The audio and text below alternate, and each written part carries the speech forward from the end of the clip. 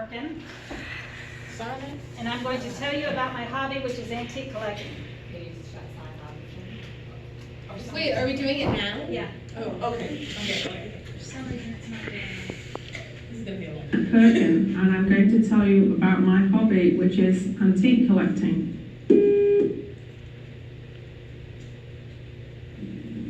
I think this first started when I visited my grandparents' house, which was a 17th century farmhouse on the outskirts of Sheffield. Are we supposed to be signing things? It doesn't matter, just whatever.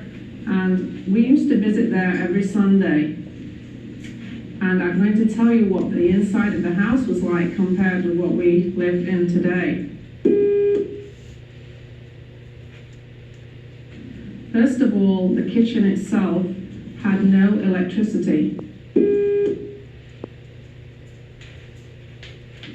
They had to cook on a black leaded stove with the heat of coal from the fire. This was kept gleaming all the time by my grandmother, who polished it regularly. There was a huge pine table in the kitchen with an old red settle where the farm workers used to come and sit and have their breakfast and lunch.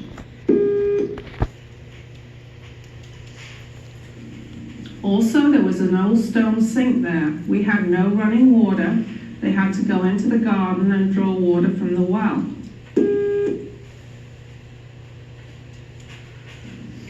At night time, we all had to use a paraffin lamp to light the room, and then a candle we used to take to the bedroom.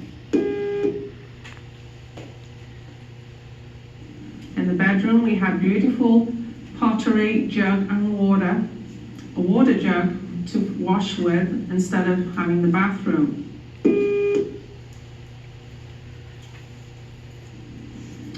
Later on, when my grandparents died, I attended the auction where unfortunately everything was auctioned to the general public, and so many of the things were lost to the family.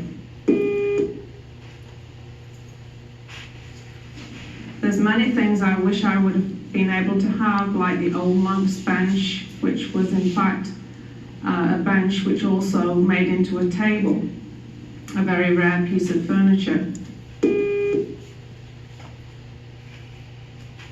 I did manage to collect an old green platter and a gold Noritake coffee set, which I still have today.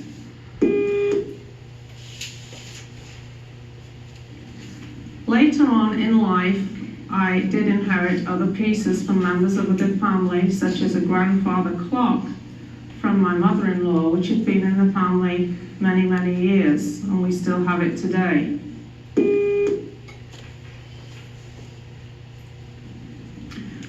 When I was in my late 20s, I got the real antique bug, and I used to attend many estate sales, auctions, even garage sales.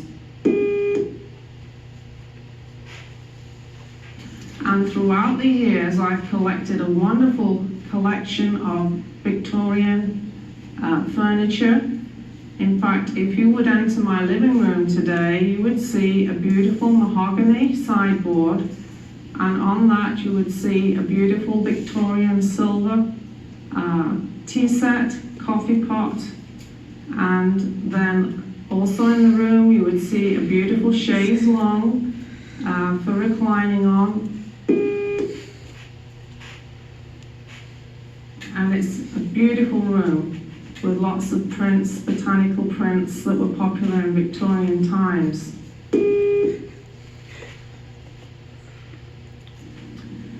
Now, my family room, which is very, very different, reminds a lot of people of a British pub.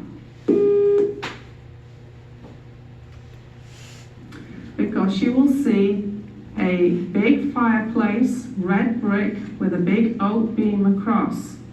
Now, on the fireplace, there are many, many horse brasses, which are brass good luck charms used on the old farm horses years and years ago.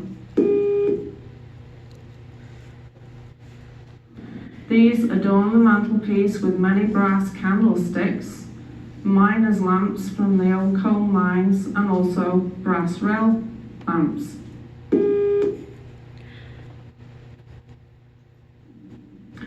Now, also in the family room, you will find a huge oak table, very similar to the one in my grandmother's kitchen.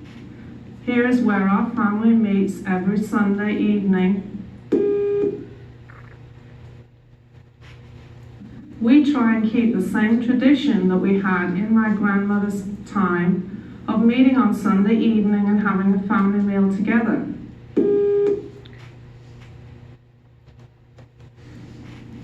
In fact, you will also find a beautiful Welsh dresser there with many, many pieces of blue and white china.